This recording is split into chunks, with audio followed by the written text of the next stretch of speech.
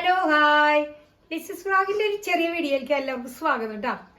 ഇന്ന് ഞാൻ ക്രിസ്തുമസ് ദിനമായിട്ട് നിങ്ങൾക്ക് എല്ലാവർക്കും നവവത്സര ആശംസകളും ക്രിസ്തുമസ് ദിന ആശംസകളും നേർന്നുകൊള്ളുന്നു കേട്ടോ. സമാധാനത്തിന്റെയും സന്തോഷത്തിന്റെയും ഐശ്വര്യത്തിന്റെയും ദിനങ്ങൾ നമുക്ക് പുതിയതായി കടന്നു വരാൻ നമുക്ക് എല്ലാവർക്കും പ്രാർത്ഥിക്കാം, മുന്നോട്ട് കയറാം കേട്ടോ. ഓക്കെ, അപ്പൊ നമ്മള് ഇന്ന് ഉണ്ടാക്കിയ കറികളൊക്കെ ഇവർക്ക് കാണിച്ചു കൊടുക്കണ്ടേ?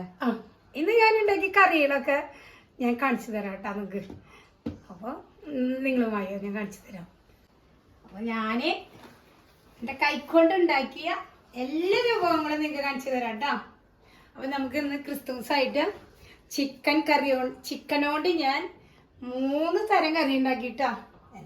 ഇതെന്താ ഇത് എന്താണ്, കോൺഫ്ലവർ ഒക്കെ കൂട്ടി മിറ്റി ഉണ്ടാക്കിയൊരു ചിക്കൻ കറിയാണ്. പേര് ഞാൻ സത്യത്തിൽ മറന്നു കിട്ടാ. ഇത് ഞാൻ ഉണ്ടാക്കി തന്നെയാണ്.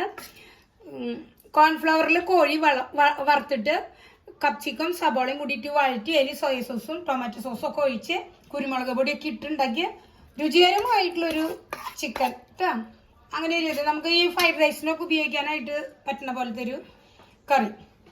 പിന്നെ ഇത് മീൻ കറി, കട്ട്ള മീനാണ് എനിക്ക് ഏറ്റവും ഇഷ്ടമുള്ള മീൻ എന്ന് ജോസേട്ടനറിയാം. അപ്പം ഇന്ന് ജോസേട്ടൻ കട്ട്ള മീനും കൊടുന്നു, മാങ്ങ കൊണ്ടുവന്നു. സൂപ്പർ മീൻ കറി വെച്ചു. നല്ല ടേസ്റ്റ് ആയിട്ടുള്ള മീനാണ് കേട്ടോ കട്ട്ള മീൻ.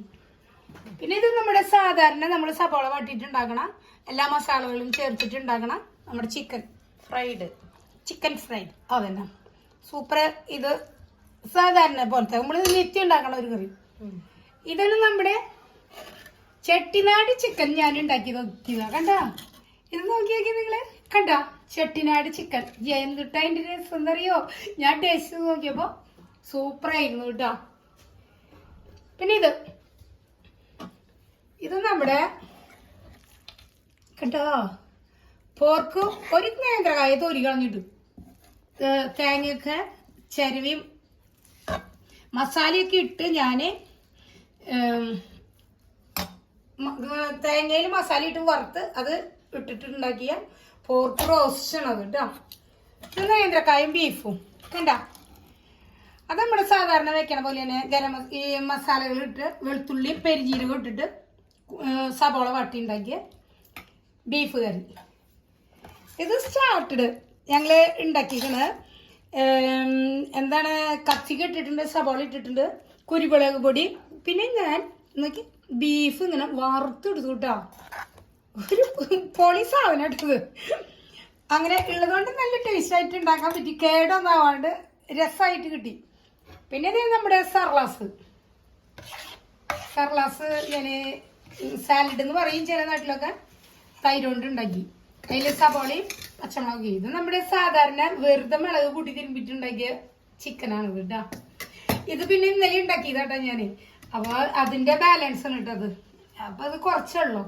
പിന്നെ നമ്മുടെ ചോറ്, പിന്നെ അച്ചാറ്, മേളത്തിന്റെ അച്ചാറുണ്ട് കേട്ടോ, മേളം.